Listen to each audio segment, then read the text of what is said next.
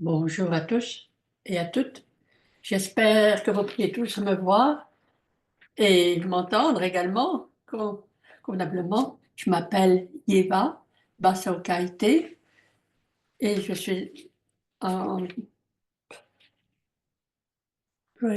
à l'Institut international de développement durable. Je suis ravie de vous voir si nombreux aujourd'hui.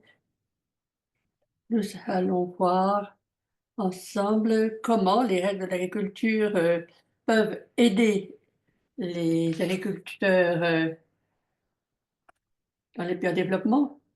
Ce webinaire a été organisé pour voir comment les idées de la communauté des chercheurs peuvent nous aider quant aux changements apportés aux règles de l'OMC qui pourraient favoriser l'adaptation au changement climatique dans l'agriculture des pays en développement.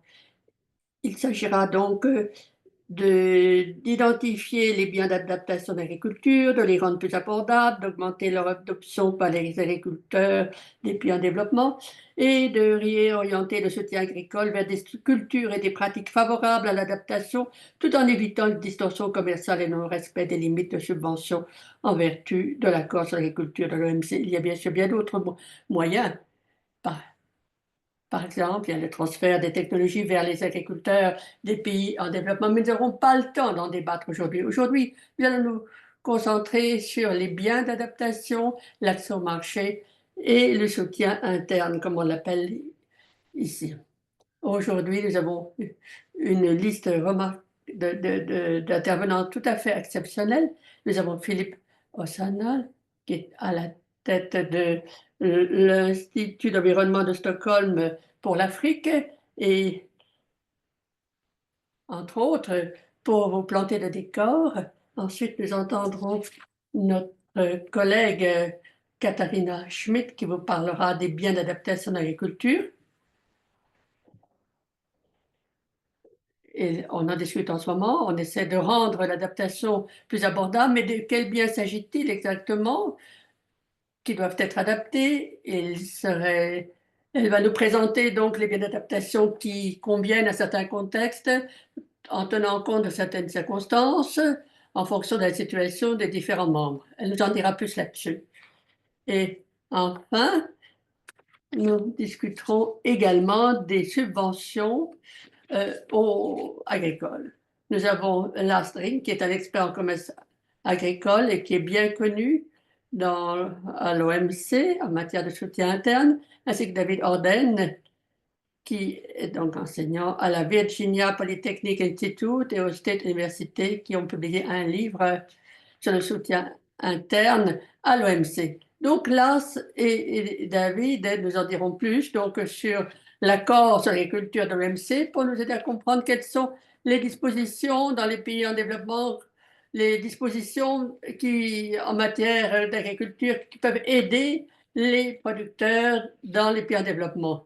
Ce webinaire est ouvert aux responsables dans les capitales et nous allons enregistrer la première partie, mais pas la deuxième partie, parce que vous poserez vos questions. Ainsi, vous pourrez réentendre les présentations et vous pourrez les réentendre ultérieurement.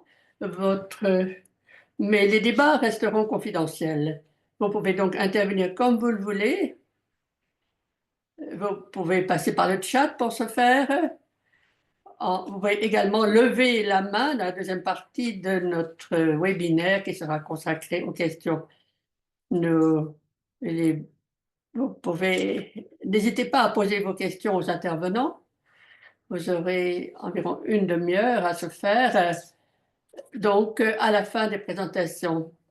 Mais vous pouvez déjà commencer, si vous le voulez bien, à poser vos questions dans le chat durant les présentations. Comme ça, nous pourrons les aborder tout de suite après les présentations. Enfin, il est très important que vous sachiez que ce webinaire bénéficie de la traduction simultanée en français. Donc, n'hésitez pas à poser des questions également en français à nos experts. La traduction est assurée, la traduction simultanée, et tout en bas de votre écran, vous trouverez d'ailleurs un bouton qui vous permettra d'avoir accès à l'interprétation, à la traduction. Sans plus attendre, je donne la parole à notre premier intervenant aujourd'hui, Monsieur Philippe Otana de l'Institut de l'environnement de Stockholm pour l'Afrique. Vous avez la parole, monsieur. Merci infiniment. Est-ce que vous m'entendez? Vous m'entendez vraiment? Oui, oui, on vous entend parfaitement bien. Merci, merci beaucoup pour cette présentation. Et je voulais simplement euh, vous dire que c'est vrai que avant, je travaillais pour l'Institut de Stockholm. Je travaille maintenant en foresterie en Afrique. Donc, le titre de mon intervention est que peuvent faire les pays en développement pour faire face aux défis en matière d'adaptation au climat. Je m'en vais vous donner des exemples de ce qui se passe en Afrique et vous verrez comment nos pays font face en matière d'adaptation, au secteur agricole en particulier, mais de manière générale, nous verrons ce qu'il en est des changements climatiques et nous verrons euh, quels sont les exemples qu'ils vont mettre en avant, surtout en ce qui concerne le café. On verra ce qu'il en a fait en matière d'adaptation au climat pour mieux exporter le café. Et nous verrons également ce qu'il en est de la transmission des risques climatiques à cause du commerce par le biais des échanges. Quels sont les pays, lorsque les pays échangent des produits très différents.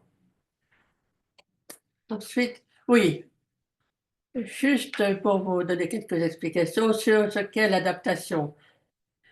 Sur le GIEC, qui est donc le groupe sur le changement climatique, l'adaptation est considérée comme les adaptations d'un système économique pour faire face aux changements climatiques.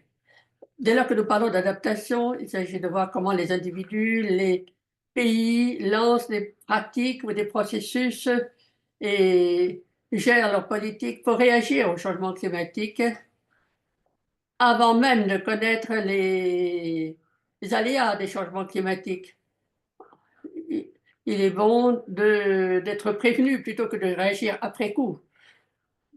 Lorsqu'il y a un aléa climatique, qu'il y ait une inondation, qu'il y ait une sécheresse, il est bon d'être bien muni pour faire face à la situation.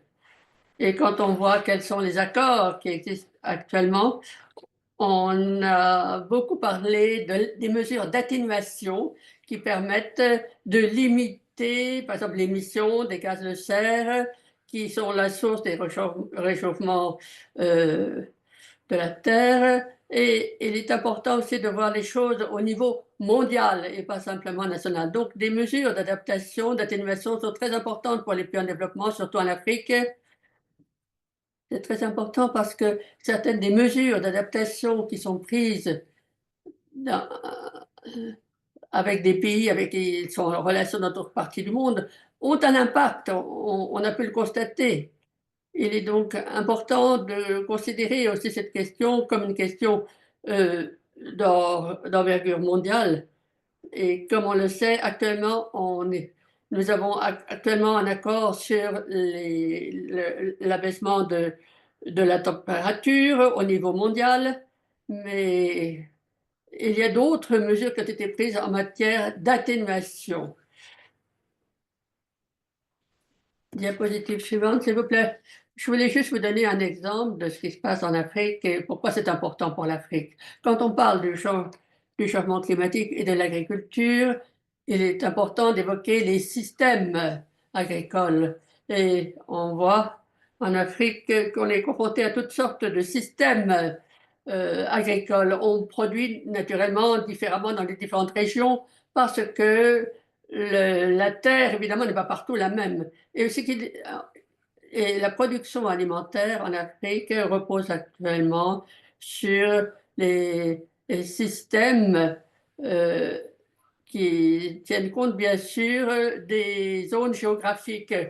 Et on sait que les producteurs en ce moment sont très vulnérables face aux problèmes rencontrés par le changement climatique.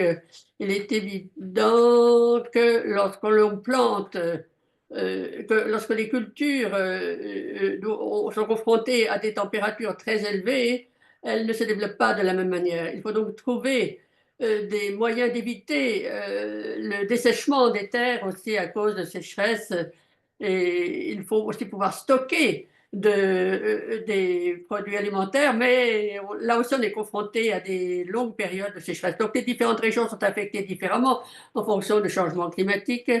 Et il y a, les pays qui produisent des céréales, des maïs, d'autres du riz principalement, ou d'autres encore des fruits. Donc, quand on voit quels sont les plans d'adaptation nationaux pour chaque pays en Afrique, et cela vaut aussi pour beaucoup de pays en développement, on voit bien qu'il s'agit d'établir des priorités en matière de mesures d'adaptation qu'il convient de prendre en fonction des priorités établies. Par exemple, regardez ce qui se passe en Éthiopie. Voilà, en Namibie, c'est le bétail qui est important, en Éthiopie, en Algérie, au Kenya, bien entendu, au Nigeria, au Kenya, bien sûr, ce n'est pas la même chose. Voilà. Je voulais simplement dire que les sciences préconisent donc des mesures d'adaptation au niveau national et au niveau global. Quand on voit donc les rapports d'évaluation qui ont été élaborés et qui sont publiés tous les 5 ans, le GIEC vient juste de publier un nouveau rapport, c'est le 5e d'ailleurs, et quand on voit ce qui se passe en matière de sécheresse, on s'aperçoit que l'on a prévu une augmentation de ces sécheresses dans la plupart des régions en Afrique. Il est certain qu'en Afrique de l'Ouest, en Afrique de l'Est et au centre de l'Afrique, il y a davantage de sécheresse qu'ailleurs. Mais je voulais vous dire que l'un des problèmes auxquels on est confronté en Afrique, c'est l'absence de données, étant donné qu'il n'y a pas suffisamment d'études de menées ni de publiées qui pourraient être reprises par le GIEC. Et le GIEC ne fait que synthétiser les résultats qui existent déjà. Cela veut dire que nous nous heurtons à des limites en matière de capacité. Et et pour prévoir, pour prédire aussi l'impact de certaines mesures. Ensuite, s'il vous plaît, à propos de la sécheresse, ce qui est important de savoir, c'est il existe bien sûr des techniques, des technologies auxquelles on peut avoir recours. Donc, ici, donc, tout est une question de pluviométrie. Il y a des mesures importantes dont il faut tenir compte dès lors qu'il s'agit d'agriculture en Afrique.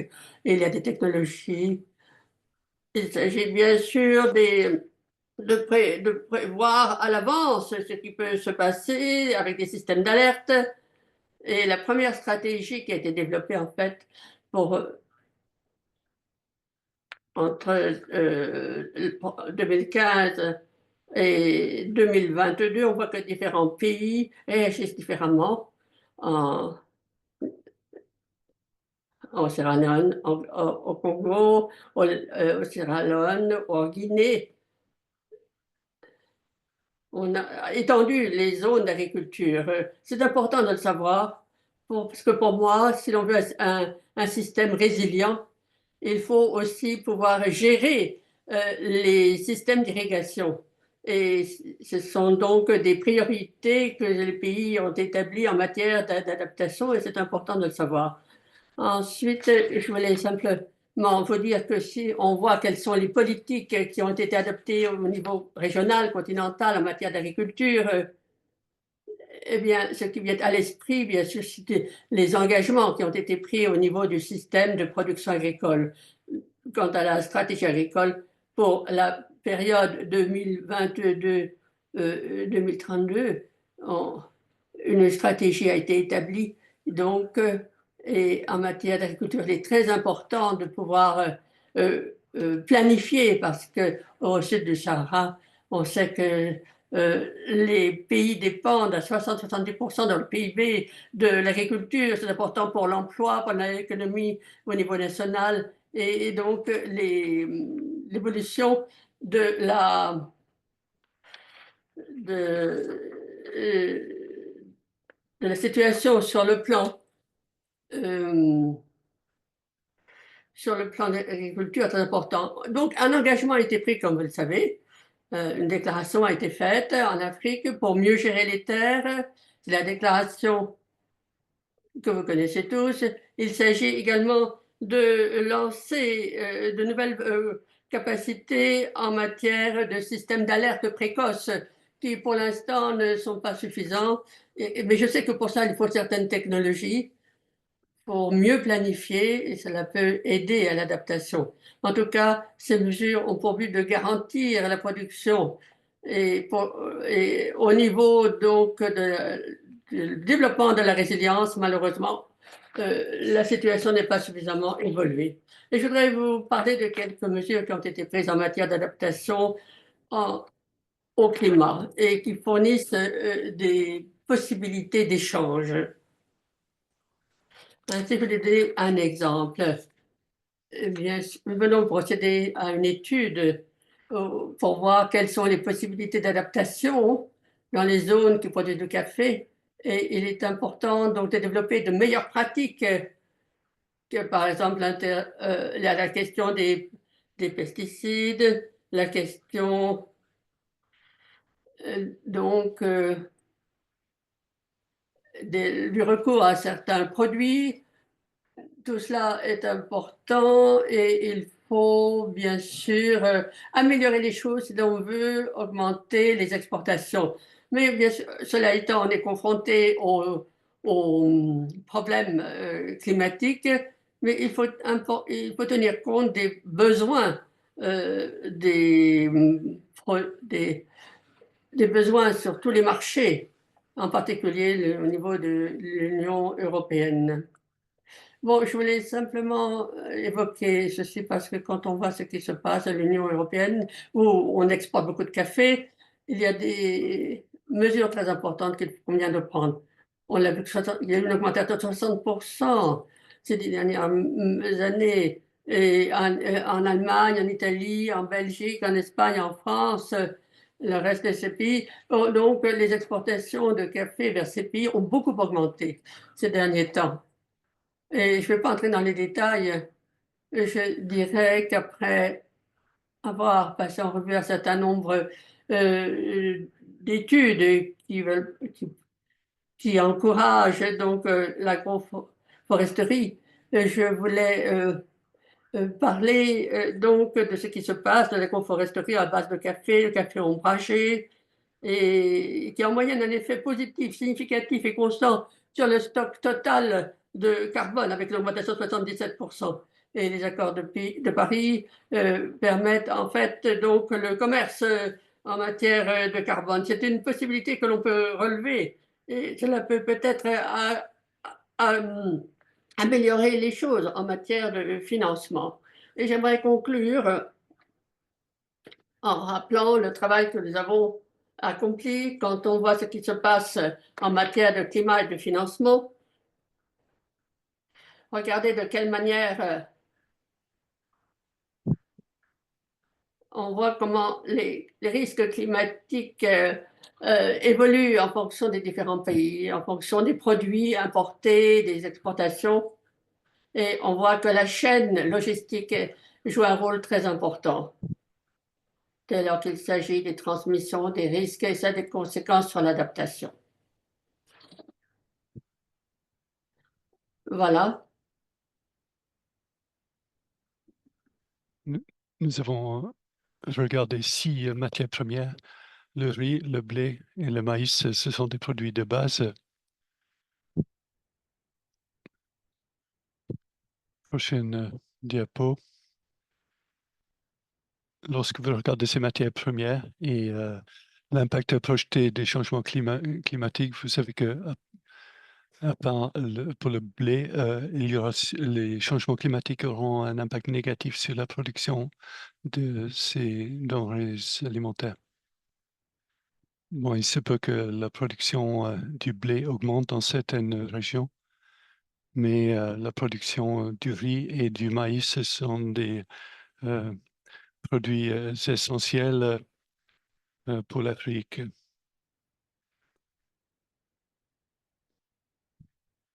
Si on adopte une perspective de changement, des changements climatiques, il y aura sûrement une réduction de la production dans certains pays producteurs. Cela signifie que les pays importateurs de ces produits, de ces denrées alimentaires sont dans une situation à risque. Jusqu'ici, on a traité cette question comme une question marginale. On a prévu que des mesures d'anticipation, mais pas de mesures d'adaptation en raison de la dépendance des importations. Si vous importez du maïs depuis un pays, à partir du Brésil ou des États-Unis ou de la Chine, s'il y a une réduction de production du maïs dans ces pays-là, cela signifie que le risque de vos importations de denrées alimentaires va augmenter. Donc, il faut se baser non seulement sur ce qui se passe dans les conditions nationales, mais ce qui se passe dans d'autres parties, dans d'autres régions du monde également. Prochaine diapo. Je voulais simplement vous dire que l'un des exemples que nous avons étudié, c'est le riz. Il y a certains pays d'Afrique qui importent du riz de l'Asie du Sud-Est et les modèles indiquent que qu'il y aura sûrement à l'avenir une réduction de la production du riz dans l'Asie du Sud-Est parce que cette région est très vulnérable au changement climatique et ces pays-là, dans la région de l'Asie du Sud-Est, doivent également fournir des produits à la population. Donc, des pays comme le Pakistan et l'Inde commencent à adopter mesures d'adaptation. Nous avons également publié des publications qui vous fournissent beaucoup plus de détails sur ces tendances si vous avez intérêt pour ces publications. Modératrice, merci beaucoup de votre exposé très riche. Vous pourrez consulter ces documents par la suite. Merci beaucoup de cette présentation très riche. Vous avez décrit les mesures qui seraient nécessaires d'augmenter la résilience du système de production. Notre prochaine intervenante est Madame Katharina Schmidt, qui va nous parler des biens d'adaptation et sur les enseignements que nous pourrions tirer de ces biens d'adaptation.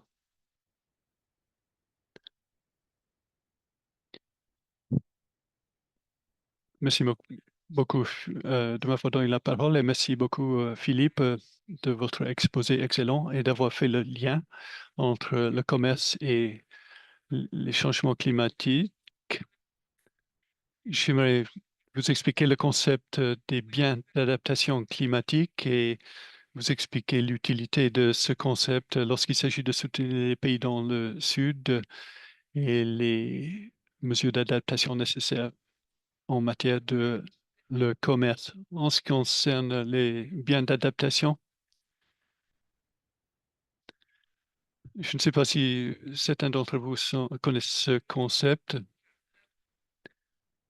Tout le monde n'est pas d'accord sur ce concept. Il n'est pas forcément très proéminent, mais c'est un concept qui émerge et cela vaut le coup de se focaliser sur ce concept. L'ISD a fait des recherches récemment sur les possibilités de soutenir les biens d'adaptation. Je vais me focaliser sur le côté marchandise bien. La définition dépend de l'utilisation. On ne prend pas une caractéristique spécifique pour la définition. Donc, il est assez difficile de définir ce concept. Pour rendre le concept plus concret, j'ai énuméré ici quelques exemples. Ce qui revient souvent dans ces politiques d'adaptation dans le monde, c'est le concept de résilience ou des semences à la sécheresse et il faut également des technologies de dessalement pour garantir l'approvisionnement en eau douce face à l'élévation du niveau de la mer. Et comme Philippe l'a mentionné, il y a tout le concept des systèmes d'alerte précoce qui implique les technologies, les équipements et les services qui sont nécessaires. C'est quelque chose qui est essentiel pour l'adaptation. Puis il y a tous ces biens intermédiaires qui sont nécessaires pour produire ces technologies. Par exemple, la machinerie, les pièces de rechange, les technologies dont on a besoin pour produire le- les biens finaux que j'ai déjà évoqués. Alors, la définition est basée sur l'utilisation, mais il y a également certains risques qui sont impliqués lorsqu'il s'agit de définir les biens d'adaptation, comme Philippe l'a mentionné. L'adaptation est très spécifique à un contexte. Les priorités en matière d'adaptation varient d'une région à l'autre.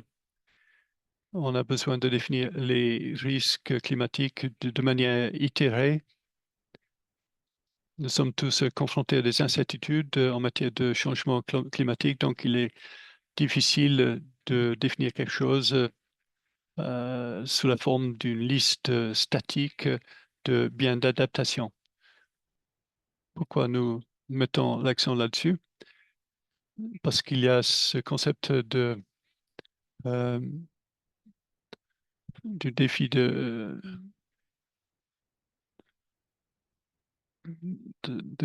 faire cette définition. Et parfois, les mesures d'adaptation peuvent faire déplacer le risque vers d'autres groupes sociaux. Par exemple, si un pays est en train de promouvoir une technologie d'irrigation spécifique dans un contexte ou dans une région, euh, euh, il se peut que cette région devienne non appropriée à l'avenir pour la production de denrées alimentaires et ceci pourrait même augmenter la vulnérabilité des agriculteurs dans cette région. C'est pour ça qu'il faut adopter une approche critique envers ce concept de bien d'adaptation et il faut adopter une approche spécifique au contexte. Cela dit, nous aimerions néanmoins parler des biens d'adaptation parce que dans le domaine des politiques commerciales, il faut être plus concret. On aimerait penser de cette approche en termes de la nécessité d'avoir un concept spécifique au concept. Parfois, les résultats pourraient être mal adoptés, mais la meilleure solution est de parler de biens d'adaptation robustes. Il y a deux possibilités d'y arriver. Tout d'abord, il faudrait adopter une perspective basée sur le contexte et utiliser les processus d'adaptation qui sont en voie. Par exemple, le processus des PNA et le processus basé sur les parties prenantes afin d'identifier les priorités en matière d'adaptation. Il faudrait donc réévaluer régulièrement les risques climatiques, les projections et les priorités en matière d'adaptation. Deuxièmement, il faudrait regarder les biens d'adaptation qui ne sont pas forcément ciblés pour tel ou tel contexte ou région, mais qui seraient appropriés pour une utilisation dans beaucoup de contextes. Comme nous l'avons entendu,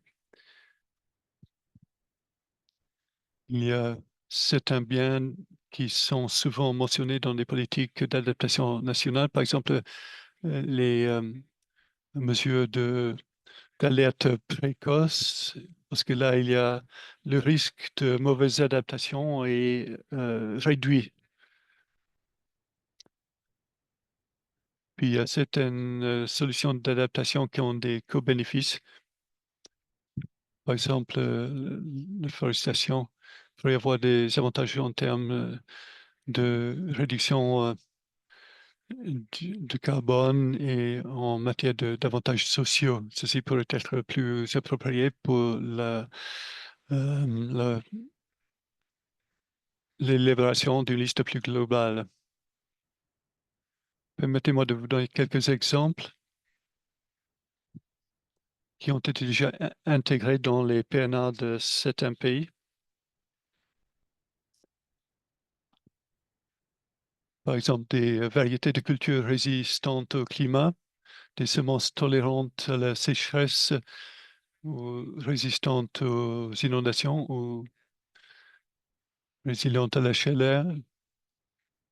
Par exemple, du riz tolérant la submersion, du maïs résistant à la sécheresse. Ce sont euh, des mesures qui figurent dans les PNA de beaucoup de pays. Puis, il y a la possibilité des semis agroforestiers, par exemple des essences d'arbres résistantes à la sécheresse, cultivées en alternance avec des cultures de base. Puis des bio-engrais, c'est un autre exemple qui est souvent cité dans les PNA. En, en- en résumé, ce ne sont que des exemples. Chaque taxonomie ou chaque liste qui a été élaborée par le passé, par exemple par le PNUE ou par l'OMPI, euh, ces listes sont basées sur la présomption que sont des listes de travail et il faut les considérer dans le contexte de chaque difficulté d'adaptation. Un autre message clé, les recherches ont démontré souvent que même l'accès seul à ces biens d'adaptation n'est pas suffisant. Il faut également se focaliser sur la capacité de financement et il faut s'assurer que les agriculteurs comprennent ces outils et s'en servent d'une manière qui aura des avantages pour le développement à l'avenir. Je serais ravi de prendre vos questions ou de répondre à vos commentaires également.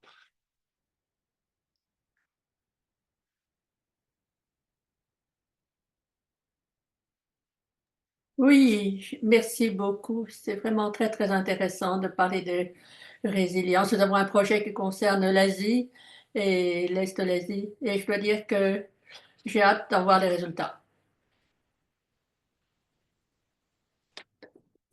Cela dit, il est important maintenant de parler aussi du soutien interne et nous allons maintenant en savoir plus sur ce qu'il est possible c'est possible de faire dans ce domaine.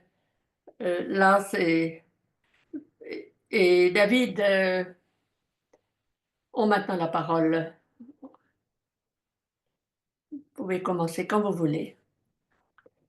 Merci pour cette présentation et nous remercions l'ISD pour la possibilité que nous avons de participer à ce webinaire. Nous allons parler des mesures d'adaptation au climat dans le contexte de l'accord sur l'agriculture. Je m'en vais vous présenter les premières diapositives et David reprendra pour les suivantes. Dans un premier temps, nous avons regardé de plus près les réponses nécessaires face au changement climatique. Et ces réponses impliquent l'adaptation et l'atténuation. Il est important que les décideurs politiques et les producteurs agricoles puissent prendre les bonnes décisions.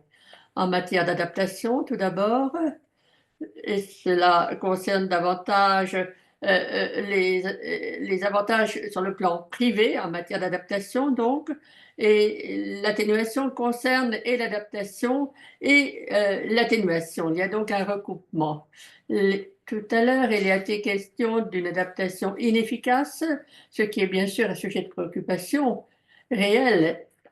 Et maintenant, vous voyez, il y a une vaste littérature, la littérature très importante sur l'adaptation au changement climatique dans l'agriculture.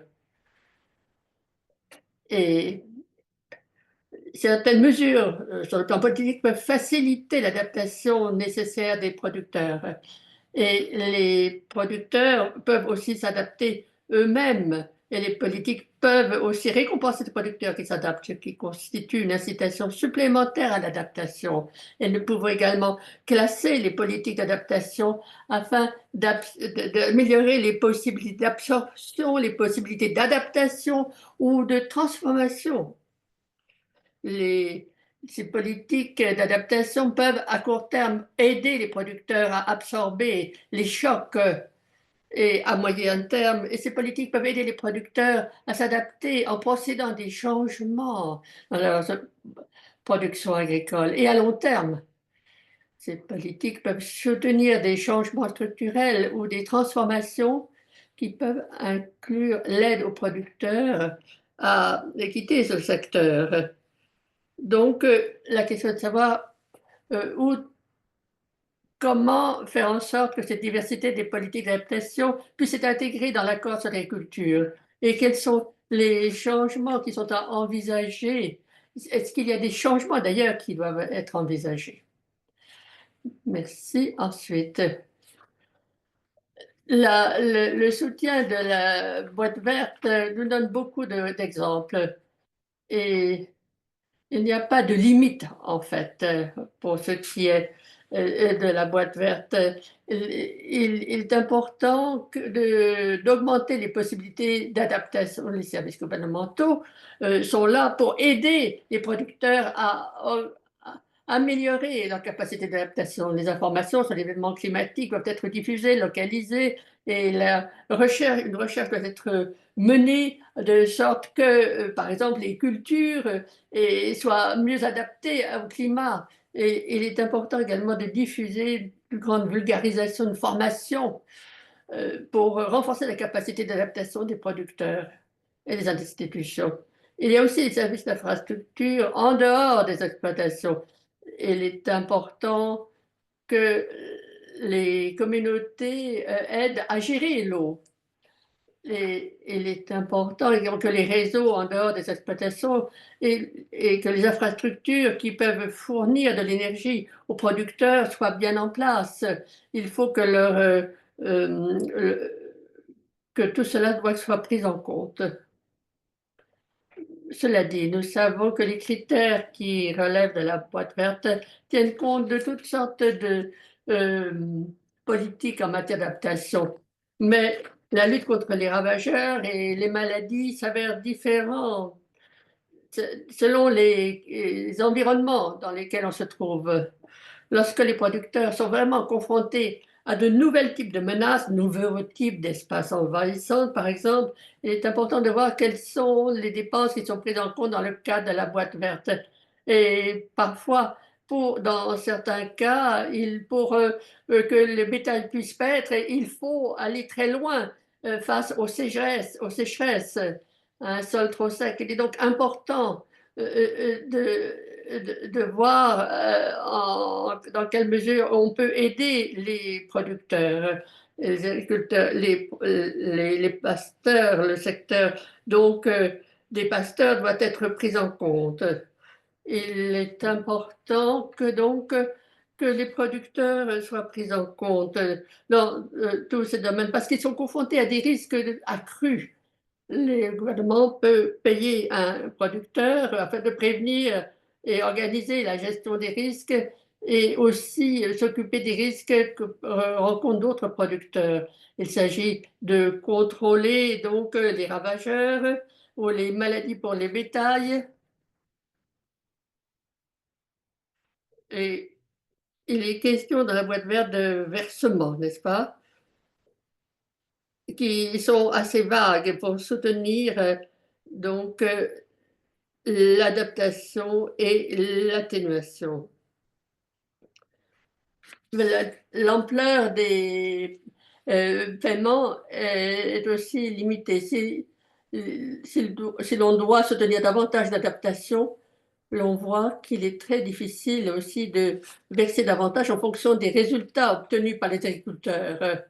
Et le paragraphe sur l'environnement mentionne également euh, les engrais, mais on pourrait peut-être inclure également les versements fondés sur les résultats. Et maintenant, je donne la parole à David. Merci. Merci, Lance. Je vois toujours Lance. En tout cas, merci à tous. Merci l'ISD, en particulier à Facundo Calvo qui est dans les coulisses de ce webinaire. Merci d'avoir organisé donc ce séminaire. Merci de l'invitation à y participer. Je m'en vais en revenir à l'article 6 qui, qui couvre tous les engagements en matière de soutien interne. Tout le monde connaît bien l'article 6. Il s'agit d'en revenir à ces différentes composantes pour voir où les mesures d'adaptation pourraient être insérées. Commençons donc par la boîte bleue pour laquelle il n'y a pas de limite euh, en fonction de la catégorie bleue.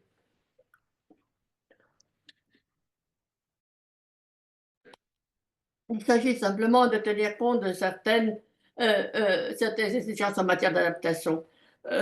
En dehors donc de cette limite, il est important pour les pays en développement donc de tenir compte des versements en matière d'investissement en choisissant leur mode d'adaptation. Donc, nous ne pensons pas qu'il faudrait changer en fait ce règlement de l'Alliance de la agriculture. L'article 6.2 offre un espace supplémentaire en matière d'adaptation et d'autres, il y a des notifications qui peuvent être faites en fonction de cette catégorie. L'article 6.2 prévoit des dispositions prévues par les pays en développement. Il n'y a aucune limite concernant ces subventions.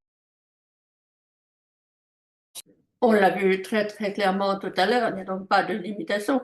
Mais les gouvernements peuvent choisir les subventions qui permettent, qui autorisent une adaptation. Il n'y a pas de limite, en fait, fixée. Donc, on peut donc très bien soutenir cette adaptation sur la base de l'article 6.2 en fonction des exigences liées donc aux problèmes rencontrés. Il s'agit tout simplement de soutien qui relèvent des mesures d'adaptation. Bon, ce qui nous reste encore, ce sont les mesures résiduelles liées au MGS, aux mesures globales de soutien. Voyons trois façons dont cela fonctionne. D'abord, on s'aperçoit que la plupart des pays en développement qui demandent le soutien de MGS sont bien en dessous des 10% de MGS autorisés pour leurs produits. Donc, pour la plupart des pays en développement, il y a donc une marge de manœuvre dans le cadre des MGS pour demander un soutien en matière d'adaptation. Souvent, on fait intervenir un soutien différencié dans le cadre des limites, en offrant un soutien au prix du marché, sous réserve que les producteurs utilisent des intrants ou des pratiques adaptées au climat. Mais pour établir un lien entre l'éligibilité et l'adaptation de ce soutien, il faut savoir s'il y a donc des interrogations concernant la participation dans ce domaine. Il est important de tenir compte de la pratique, bien sûr. Et voilà pourquoi nous soutenons bien sûr soutien en fonction des capacités d'adaptation. Il est souvent aussi il est souvent il est question de l'assurance revenu, d'une assurance récolte. Et, et, il est question aussi de l'aide en cas de catastrophe. Et tout cela peut être couvert par la boîte verte selon des critères spécifiques. On peut fournir un soutien supplémentaire grâce au MGS et ainsi que Lars t'a dit, on peut l'envisager pour l'appliquer à d'autres mesures pour gérer donc les mesures à prendre en cas de catastrophe. Donc là, il faut donc reconsidérer l'utilisation de cette règle. Je pourrais voir maintenant la diapositive suivante. Bien, après avoir procédé à cet aperçu, et on se demande souvent si on pourrait tenir compte de créer une boîte spéciale pour l'adaptation au changement climatique. Ainsi, les règles seraient différentes dans le cas d'une telle boîte. Néanmoins, nous ne sommes pas d'accord, mais on peut en discuter. À notre avis, et à l'heure actuelle, il n'est pas nécessaire de négocier une nouvelle boîte, une nouvelle catégorie pour l'adaptation au changement climatique. Il y a deux lignes de raisonnement qui sous-tendent cette conclusion. À présent, il y a deux conclusions. Il est important de tenir compte des politiques qui promeuvent l'adaptation et il faudrait peut-être apporter des modifications à la boîte bleue pour promouvoir le soutien aux producteurs. Il il est important évidemment d'envisager un avenir où des exemptions sont plus limitées et en tenant compte de différentes considérations. Il se peut très bien qu'en fonction de ces conditions, on puisse exempter une aide qui fausse les échanges et en développant l'adaptation. Et nous avons fait aussi quelques observations concernant les modifications aux règles concernant le boîte bleu. Et on pourrait peut-être ainsi, grâce au libellé de l'annexe 2, en clarifiant ce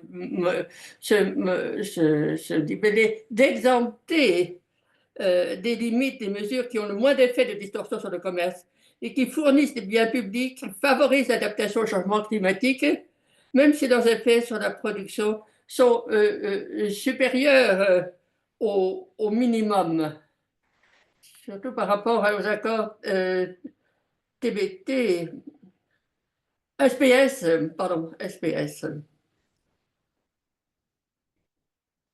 Bien, permettez-moi de me tourner brièvement, si je peux voir maintenant la diapositive suivante. Voyons ce qu'il en est la question de l'adaptation et du commerce. Je crois que Philippe, dans sa présentation, a bien mis en avant très concrètement la question que je vais aborder d'une manière très vaste. Donc, les modèles de production agricole mondiaux subissent des changements liés au climat. Et cette tendance va se poursuivre également sous l'effet de l'adaptation. Ceci met en avant deux points. C'est-à-dire que le commerce international des produits agricoles va devenir plus important que jamais et en impliquant davantage de risques. Et deuxièmement, cela souligne le fait qu'une production nationale résiliente reste également essentielle et elle peut être favorisée par l'adaptation. Si on voit cela dans le prisme de l'accord de l'OMC sur l'agriculture, eh bien, il dit qu'il faut prévenir les restrictions et les distorsions sur les marchés agricoles mondiaux. Il importe de souligner l'importance de, de soutenir l'adaptation au changement climatique de manière à ne pas fausser excessivement le commerce. Voilà, je vais m'arrêter là.